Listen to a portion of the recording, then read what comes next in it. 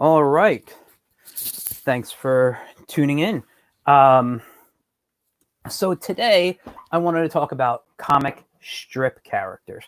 I've been talking a lot about drawing cartoon characters, things you'd see more in animation, like Mickey Mouse, Bugs Bunny style.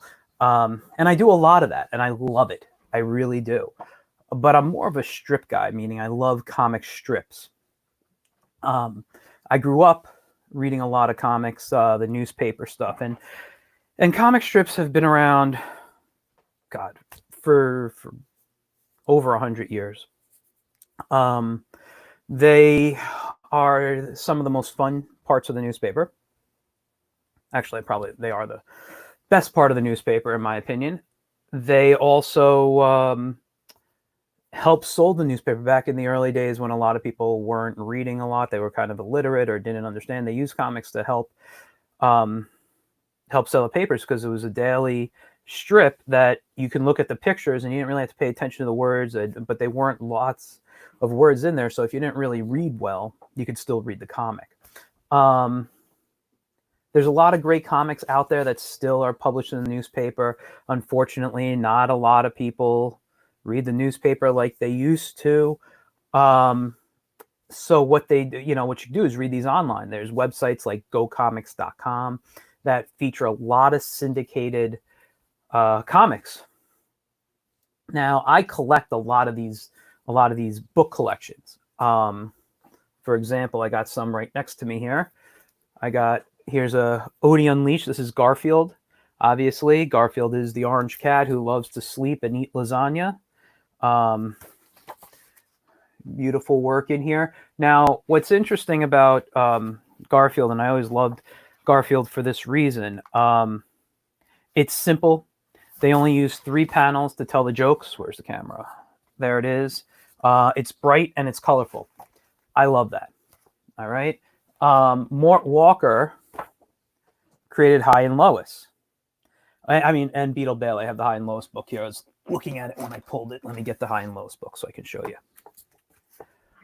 So High and Lois is about a family. They're actually related to Beetle Bailey. And these books are still out there. I mean, these strips are still out there. They're fantastic also. These are in black and white, these books, but they're super simplistic and very clean. These are the type of stuff that inspired me to do my work. This is a High and Lois. These are the Sunday pages, so it'll be in color. But the simplicity. So what I did, and I'll open up my other screen right now so you can see my... So here's my screen, and I put up a few characters. I have books behind me I could go get and show you Hagar the Horrible and Peanuts and all these great things, but I don't need to worry about that right now. Because what I did was I went online, I just did a quick Google search, and I found some cartoon characters. Some I have books, actually I have books on all these. So the first picture here we see of this guy, hold on, right here. Where's my brush? This guy obviously is Charlie Brown. We all know him as one of the stars from the Peanut comics and Snoopy's owner. All right. Down here is that Beetle Bailey character I just showed you. Up here, sorry, went the wrong way there. Layering didn't work the way I want.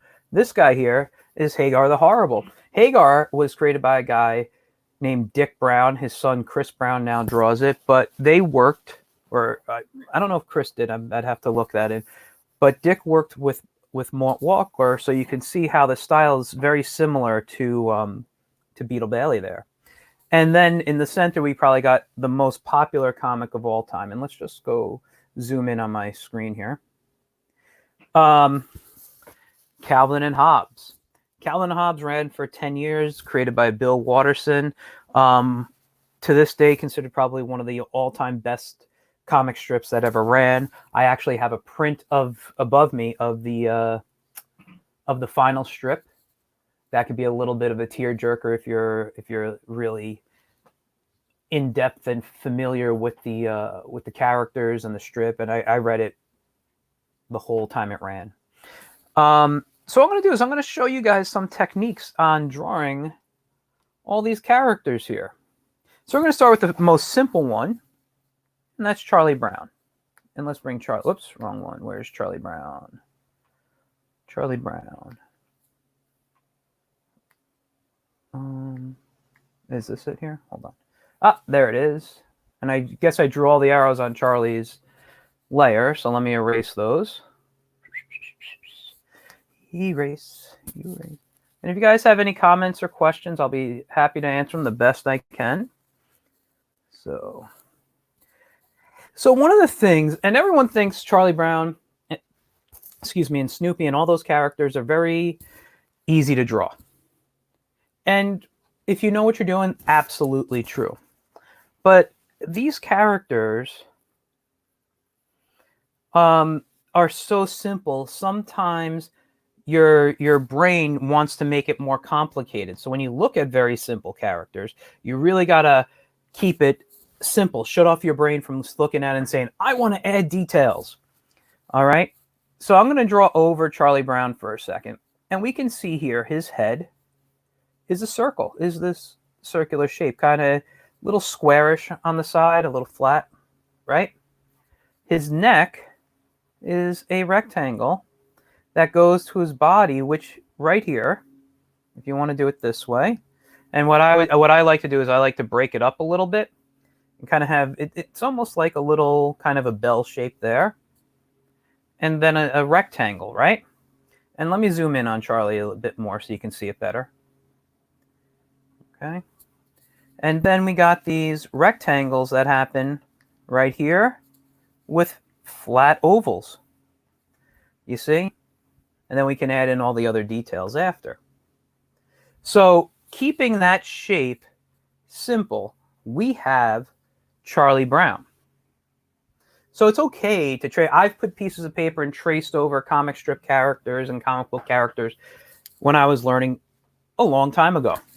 But it's okay to come in and try to, now that you've traced it, and if you trace it a little more than once or twice, that's fine, because drawing, like I said, is muscle memory, right? So the more you draw these, these characters and these shapes,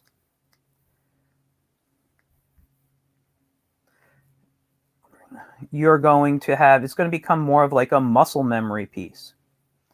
You see, and now that I got that, I'll put that back on, I can come in and say, well, Charlie's nose is high up, but in the center of the face, and it looks like the letter C. He's got a couple of eyes, right? He's got his eyebrow there. We're going to give him his smile. And he's got that little curly thing, right? His ears come off on the side. And you'll notice that about halfway down, little more than, because half is probably about here. So a little bit above halfway is his sleeve, right? And his hand comes down and touches the bottom of his shirt. All right, same thing here, sleeve here, and comes down and touches the bottom of his shirt. All right. He's got his stripe. And he's also got a collar on his shirt that is created by making the letter V right here and adding a rectangle and then adding a little triangle. All right.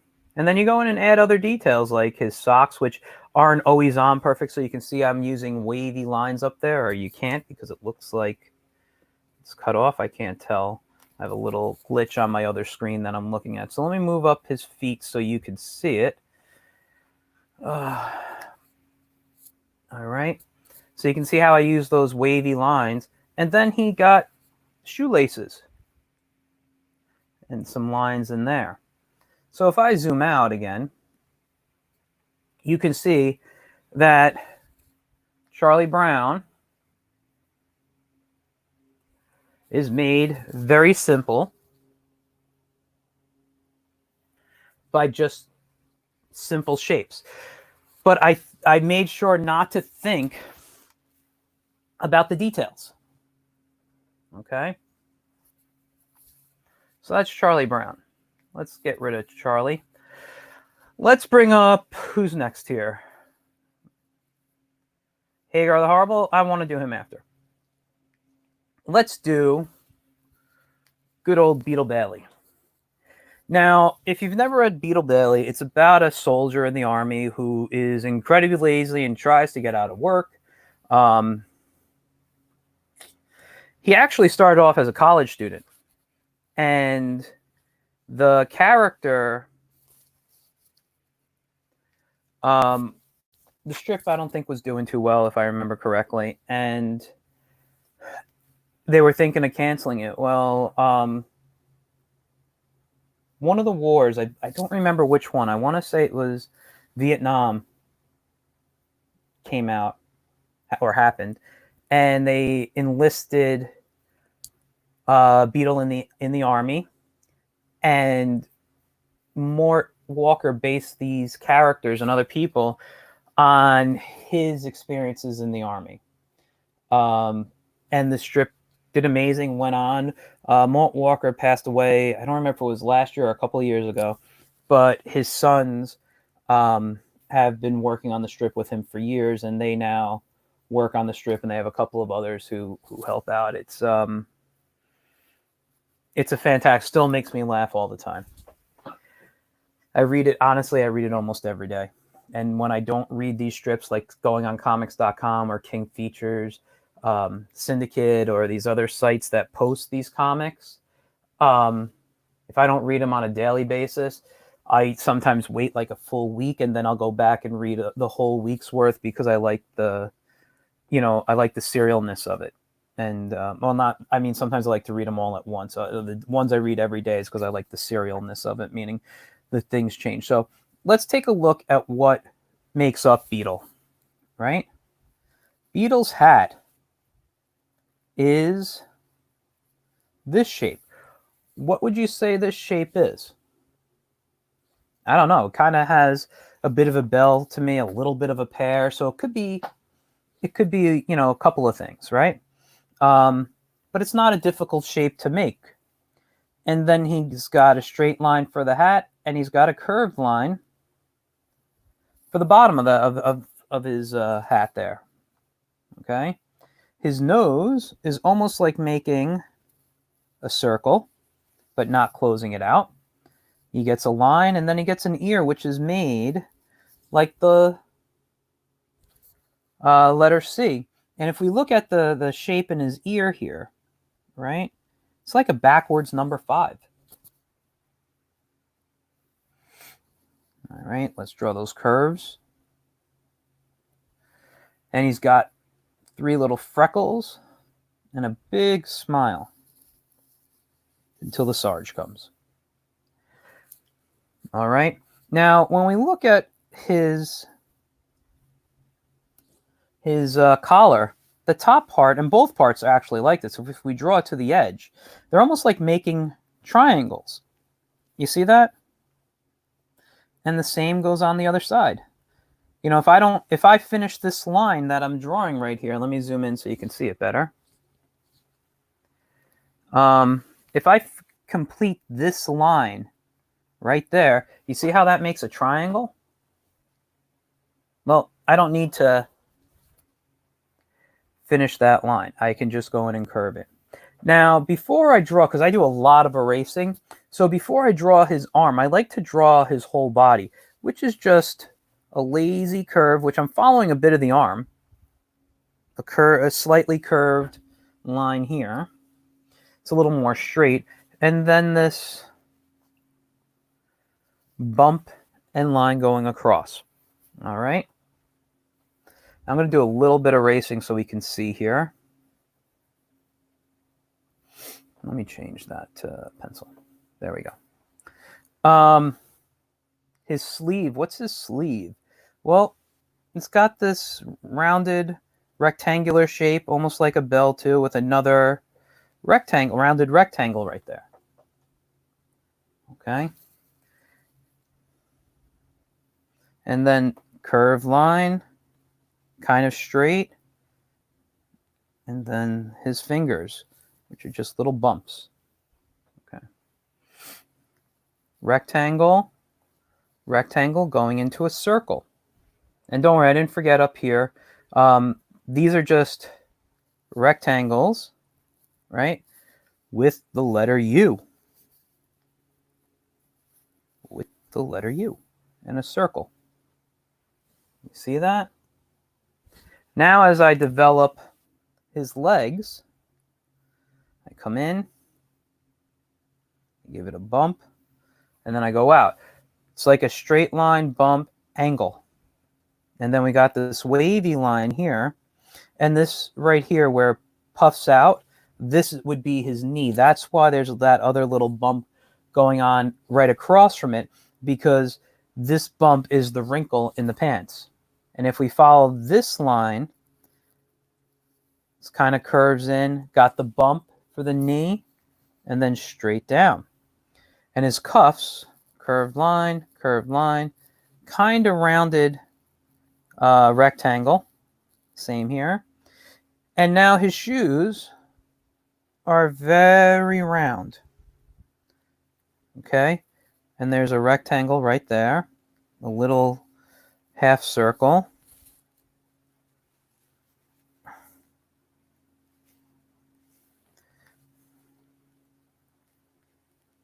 Actually, that should be right there and that.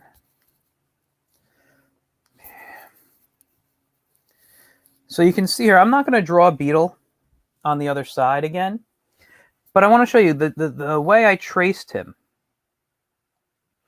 You know, I could just come in now, and I'm not going to draw the full beetle, but I can say, oh, this was the shape I used, right?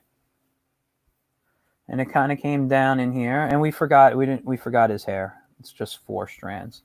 All right. And he's got these kind of wrinkles that come down in here. He's got I'll do his 4 strands now so I don't forget, right? He's got a line that comes down into his ear with the backwards number 5, right? His nose is almost a full circle right here that comes out.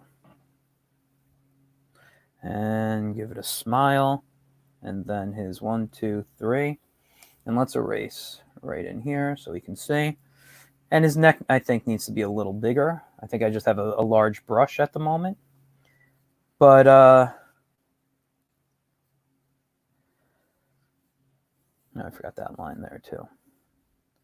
Remember what I said, triangle, come out, triangle, triangle. So these all come down together. So you see how just understanding what I've done, and I'm drawing a little larger, obviously, but understanding these shapes that I make, and this is all I'm ever trying to get you guys to do, is understand that it's shapes that make up characters. At some point, you won't have to draw every single shape. A lot of it, like I said, is muscle memory, or you'll know it and you could skip it. Like his arm, if we go back to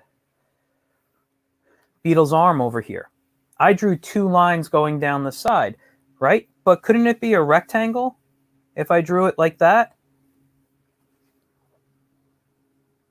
So you see, it's about putting shapes together as best you can. All right. Let's look at next. Let's look at, is Hagar on here? Let's see. You just might not see him right now. There he is, Hagar the Horrible, everybody's favorite Viking. Okay, now, Hagar is also a very clean comic strip in the sense of the way it's drawn, the way it's put together. Sometimes I think the line weights and the quality of the line is a little messier than what Mort Walker did on Beetle Bailey and High and Lois. And I think it's intentional because he's just supposed to be a really like he's a Viking. He wears furs. He's got a hairy beard. Not that the work isn't clean, because I like I said, I think it's one of my favorite strips. And I could pull out a book and I'll show you before we end today. But I just sometimes feel the line weight is, a little more messy on him. So let's look at some of the basic stuff that makes up Hagar. Well, I like to draw Hagar starting out from his nose, because all his nose is just a circle, flat oval like that. And he puts these little lines in, and you'll see it in other places on Hagar, like his hat. These are little shadows. And his eyes are just little dots. And then he's got these kind of curved lines that come out that go to his hat.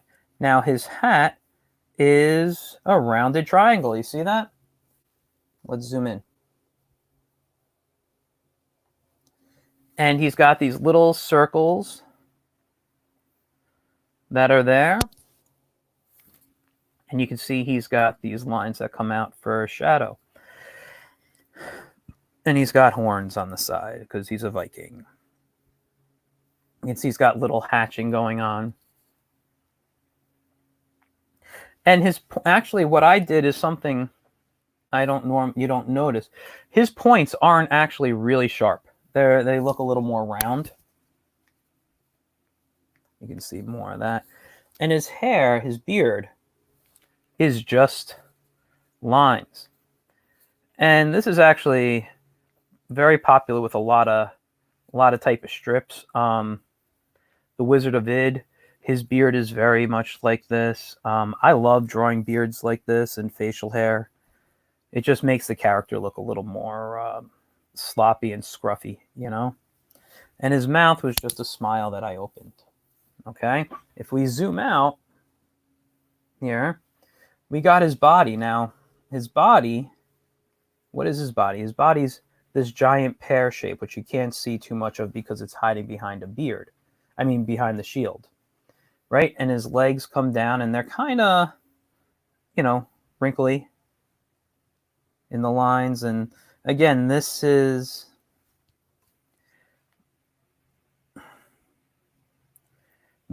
because of where his knee is. And these lines to show. And I'm not going to do all the shading right now. And he's got these flat ovals. All right. The shield is really just a circle. Okay? It's not a perfect circle, but it's a circle. And then they go in and they dent it up. And they add in the little bumps and, where the war has taken its toll on his weapons and tools. His arms, even though he's got this jagged sleeve, you could think of it as a rectangle first and then going in and breaking it up. All right. So he's got his thumb, which is a circle. And he does have more fingers than what they're showing here. It looks like he's only got 2 fingers and his thumb. It's just the way, you could draw the lines in. They're doing it to show that his fist is closed. You got a little tip of the sword here, a rectangle for the guard. And then you got this sword that looks like it's worn also. And again, this sword could be made by making a rectangle and breaking, the top part with a triangle and coming in and doing that. So, if you need to use the full shape, use it. If you see the shape in it already, you don't need to use it. Other people may build it as a rectangle, right, and then put a triangle on top. It's all possible. It's however you're comfortable, however your eyes see it. All right. So when we go back and we look at him, he's got his what would this be? His robes, his tunic, something like that. And then his legs are, it's all wavy. He's a heavy set guy. And all they did to show the fur and shadows are just to use lines, and they're not perfect lines.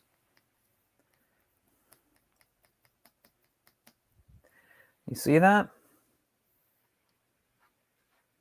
And that's the essence of Hagar. So, once you know what you're doing, no, I don't like that there. Sorry. His eyes are kind of wide on the side, but he's got these little eyes, and he's got his hat, which I think I made a little tall, but whatever.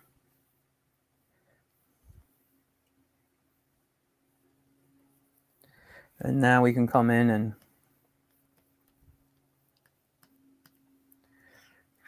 and maybe I'll make his mouth look like he's screaming.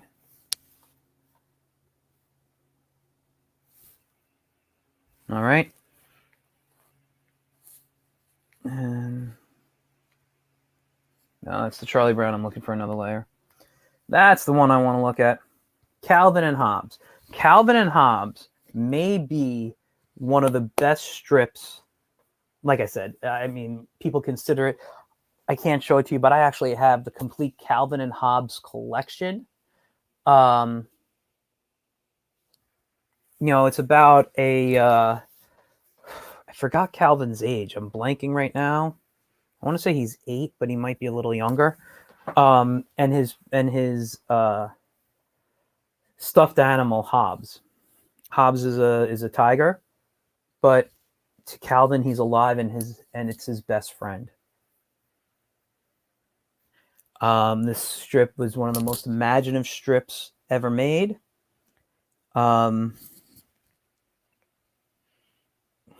It's just it's one of those that are just too perfect for words to describe it. It's one of those strips you need to go back and watch, not watch, but read it. There's no animations out there on them, or at least no licensed animations that was approved by the artist. You're not going to find merchandise on Calvin and Hobbes because the artist didn't want it. This is, I don't know how to describe it other than, like I said, it's just fun. It's super magic. Like I said, I actually have a copy of the very last strip hanging above my drawing, my digital workspace, the one I'm on right now, because I have a traditional on the other side of me. But before I take off, I'm going to show you some other comic strips through books that I own. Anyway, let's start. Now, what's great about these guys is they're super simple. But the lines just make it look complicated, and like, look at Hobbes's head. What is it? It's a circle with little bumps for ears, right? His eyes are just dots. His nose is a circle. He's got that Mickey Mouse face mask almost, you see? And the extra lines to show the fur and stuff, I'm not going to worry about at the moment. Let me just bring it in closer so we can see it, right? What's his body? A very long, like, rectangular shape here. Curves at the bottom, with rectangles for the legs and ovals for the feet. Right? His arms are rectangles. Okay, and then we got his hand. And all these are little short, stubby bumps. And we got this one here. Oh. And his tail is 2 curved lines that follow each other. And that's part of his tail there. You see that? And that's before I put any stripes on. So just by adding kind of a circle here, right? And I'll kind of do the exact face we got going on. Right? and he got his other ear here, and then it comes out, and he's got some fur on the other side there. He's got his stripes. Ears are blackened in, right? So you can see, very simple. Calvin's head is almost like making the letter U. And then he's got these little strands of spiked hair. All right. His body, same thing. Rectangle. He's got some rectangles. These are curved because his leg is bent. And ovals for the feet, with larger rectangles there for that, small rectangle, and then the bumps for the hands, right? Because he's got very thin arms because he's a kid. So like if I went and I said, I want to draw Calvin, and I put the letter U here, and he has an ear down, kind of down here. All right. And his eyes are low. He's kind of got the, there. We bring up his mouth. And what is it? It's some strands out here. Then 1, 2. He's got about 3 of those, and then his hair comes out. And I mean, really, he's that simple. So when you're creating characters, and let's say you wanted to create a character from scratch, right? You want to keep it simple. I have a character that I haven't drawn in a while. The strip is on hiatus. Last May, a year ago this month, I got really sick, and I spent about a week in the hospital. And when I got out of the hospital, I kind of changed, and the strip just wasn't the strip I wanted to work on at the time. So I put it on hold, and I do want to come back to it. But his name, he's a wizard. His name's The Wiz. All right. And the way I drew him is I started with, looking at, all these things that I'm talking about here. And I started with a simple shape of a head and, kind of this shape here. And I wanted to give him a very tiny body with tiny legs. Okay. Because he's a short guy. He's got his feet. And then we got his hands. And I'm going to let this hand just kind of hang out right here. And I said, and I'll just put a circle for the hand here. And what I said was, how do I design this character? So I did some things that I like doing, and I gave him a big nose, right? And I said, I'm going to give him, I like those kind of like Hagar eyes.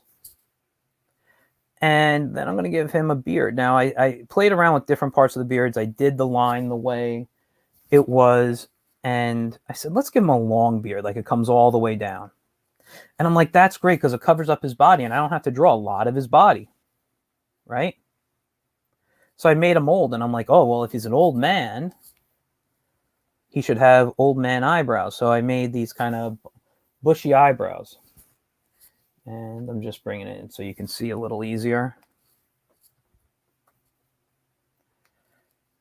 Okay. And then I put a little spot here for the middle of, I knew where the middle was. And I said, well, let's give him some kind of like long hair. Wizards have long hair. So I said, let's give him that. And I'm going to put a hat on him after, right? But I said, he's got to be clothed. So I said, he's got to wear robes. Wizards wear robes, right? And I'm going to let it hang down and hit the floor. And let's not forget his hat. And in his hand, we'll put a wand, right? So, and that's how the Wiz was built. And now he's opening up his mouth really wide because he's shocked at something. Okay. But I did that on purpose with the mouth because it helped me think about how wide. It could be something as simple as just kind of having his beard right down there, and that means the mouth is closed. You can see that'd be like his chin, right? Whoops. Edit, redo, eraser. Okay. And I could just have it open small and do whatever. So that's why I did that. But because I knew how my character was built, I didn't always have to draw every piece, right? That's right, he had a little extra piece down there. And his beard his mustache did curl up a bit. But I can, because I know these shapes, come in here and I'll just draw him kind of in the same pose, right?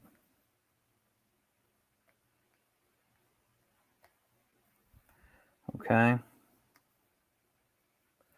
And they came in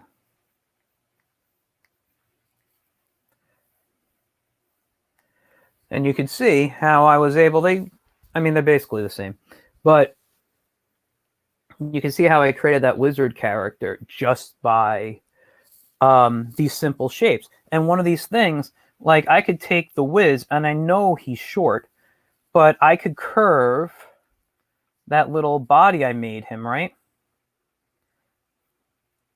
And maybe that's one of his feet and the other one's over here, right? And there's one arm and the other one is out like that, right? It kind of looks a little more like Spider-Man.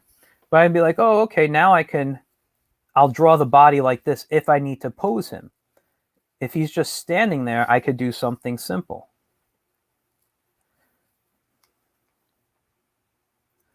And let's have him looking down. And how does his beard go? Well, his beard is going to go underneath the arm on top of it. But because he's swinging, the beard might be going backwards, or I don't know what he's doing, but you can see here that, and this is a little thick and messy, but you can tell what's going on, right? In that image. And it's the same picture once I start erasing the pieces I don't need. So I don't need all this up here, right? I don't need in here. I don't need right there. I don't need this or this. Okay. And you can see how that, whoops, there was parts I needed, sorry. And you could see how the Wiz is forming there. You know what, I might actually put the beard over his arm. So maybe erase all this, and I can have his, there he is, doing some magic. We'll use these little stars here. Maybe he's got his wand up here, and he's like getting ready to do some kind of, I don't know, wizard martial art. So this is what, sorry. So this is how I go about creating characters. I think about the simple shapes, and the reason I want them simple is so I can go over, I can draw them over and over and over again. All right. Hold on one second. I'm just going to step away for a moment. I want to get a couple of books to show you guys, which I didn't pull out earlier because I didn't think I was going to show them, but now I want to. So hold on.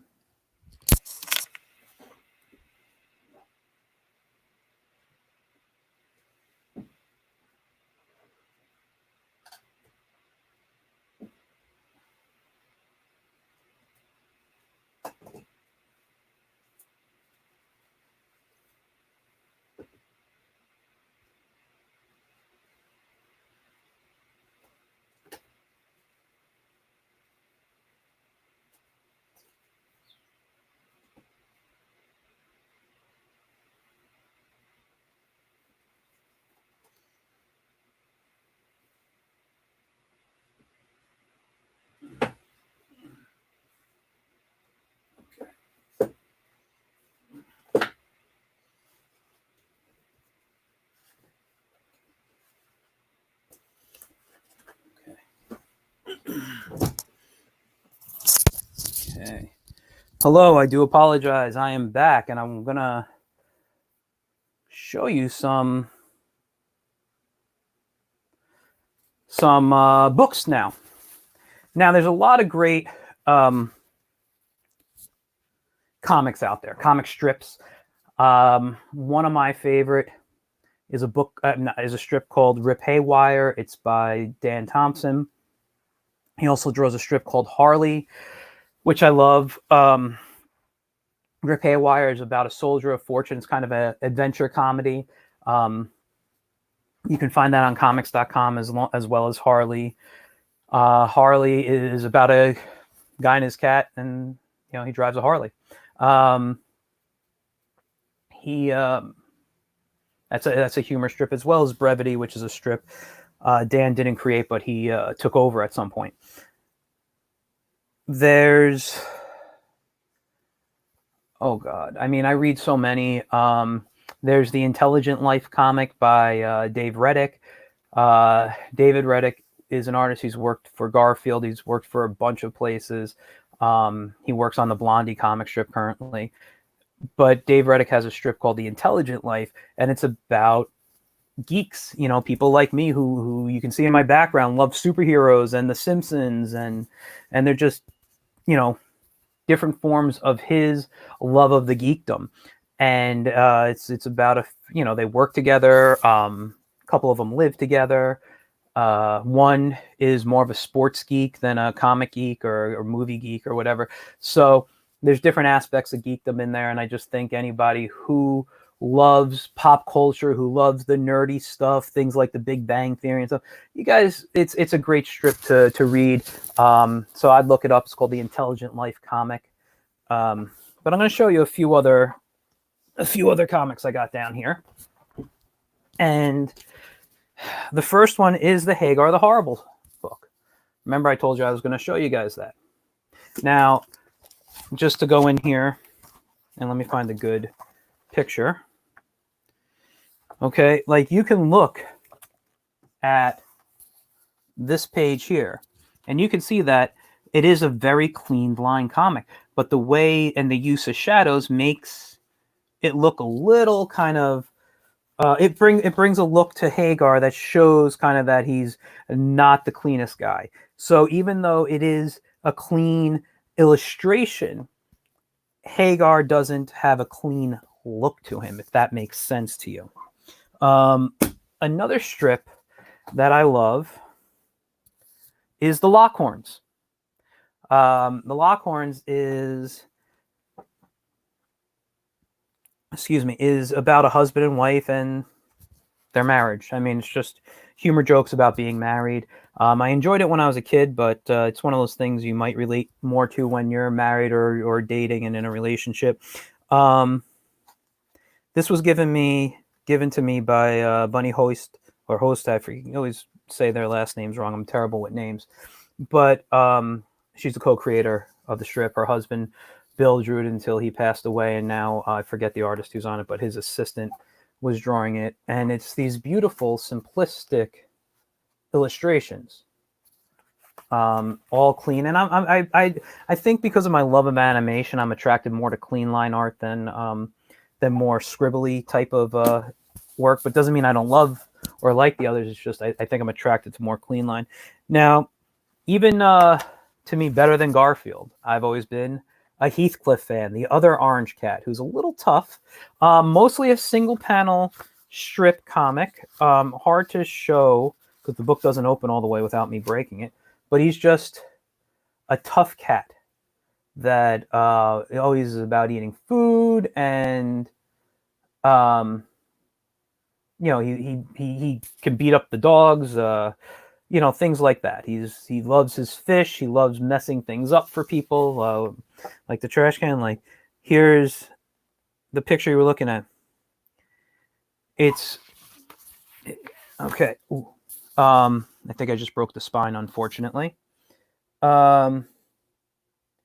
It's Heathcliff sitting on top of a garbage can that's been knocked over, and he's in a chef's hat and he's cooking, right? And the garbage men behind him are looking at him, and one is saying he's got himself a wok. So he's really getting into eating out of the garbage and kind of trying to go gourmet with it. So it makes it a little funny. And yeah, I broke the spine, so I hope no pages fall out now. I try not to break the spine of my books. Another one that I love from a friend of mine, which I'm terrible, again, with pronouncing last names. His first name is Francis. I don't know if he pronounces it Bonnet or Bonnet. I think Bonnet. But he has a strip called Suburban Fairy Tales, which you can read on Instagram, and I think he posts on his website too. But it's about fairy tale characters, and I love this clean illustration line work again. It's about fairy tale characters in high school and about their lives. I think it was a really clever story. He's done other strips, but I think this is his most popular. He's been doing it for years now, and it's just really funny. I think every book he's put out, and every Monday, Wednesday, and Friday he publishes it online. I read that all the time too. And I got a comment here. Hi, Mr. G. It's Estelle from 3rd grade. Hi, Estelle. Hope you're having fun while we're quarantined here. I got one more book to show, and then I'm going to take off for the day. This one here, and this doesn't even begin this book. It's a big, thick book. It's called The Gray Zone. Okay. The Gray Zone's done by a friend of mine named Roger Phillips. Roger is an amazingly talented and funny guy. And what he did is, this is a collection of almost all his strips from, I don't know if he has a date on here, 2014. I still read his strip every day. He's fantastic, and he lives in my hometown. So anyway, it's The Gray Zone. So what it is, it's about Alien, the alien grays that you would think of, like, you know, when we see, you see the Alien movies, are the gray characters, the big head, big eyes. So let's find a strip that, so you can see how he draws. So like right there, you can see that's how he draws the alien heads. You know, and all they're just jokes about aliens. That's it. And but it could be about lots of other things. I'm just looking for a good strip. So this one here is, I love. Okay. So it's aliens, and there's a monster down there, and the aliens are in their saucer above the monster, and that he's trying to destroy the city. And Superman is flying up to fight the monsters, and the gag line is, okay, I got $5 on the weirdo in the tights. So one of the aliens is saying that to the other alien. Okay.